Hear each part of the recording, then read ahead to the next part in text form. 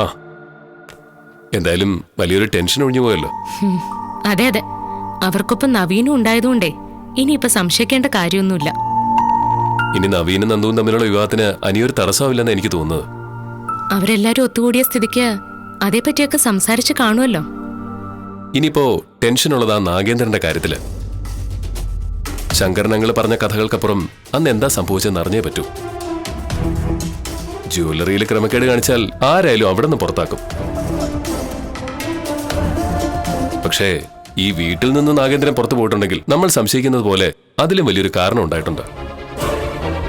അത് മുത്തശ്ശനും ഈ പറയുന്ന നാഗേന്ദ്രനും അപ്പച്ചിക്കും അറിയുന്ന എന്തോ ഒരു കാര്യമാണ്.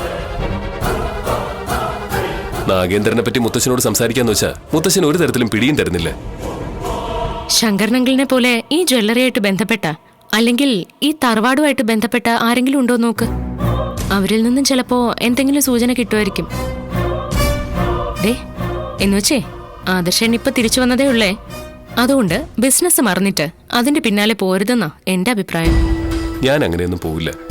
പക്ഷേ അതൊരു ബ്ലാക്ക് മാർക്കായിട്ട് എപ്പോഴും എന്റെ മനസ്സിലുണ്ടാവും. ഈ നാഗേന്ദ്രനെ ജ്വല്ലറിയിൽ നിന്ന് പുറത്താക്കുന്നതുവരെ അയാള് നല്ല രീതിയിൽ വർക്ക് ചെയ്തിരുന്ന ആളാ. മൂർത്തീസ് ജ്വല്ലറി ഇന്നത്തെ മൂർത്തീസ് ജ്വല്ലറി ആക്കാൻ വേണ്ടി അയാള് ഒരുപാട് എഫേർട്ട് എടുത്തിട്ടുണ്ട്.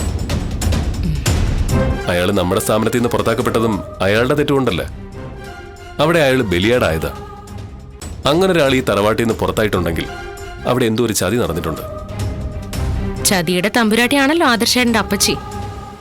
അതെ, അവിടെ അവരെയാണ് എനിക്ക് സംശയം. നീയേ ഒരു കാര്യം ചെയ്യ്, മുത്തശ്ശിക്ക് നിന്നോട് വലിയ സ്നേഹവും വാത്സല്യമൊക്കെ ഉണ്ട്. അതുകൊണ്ടേ തന്ത്രപൂർവ്വം മുത്തശ്ശിയോടൊന്ന് സംസാരിച്ചു നോക്ക്. ചിലപ്പോ എന്തെങ്കിലുമൊക്കെ മുത്തശ്ശിയുടെ നാവിന്ന് വന്നാലോ. ശരി ആദർശേട്ടാ.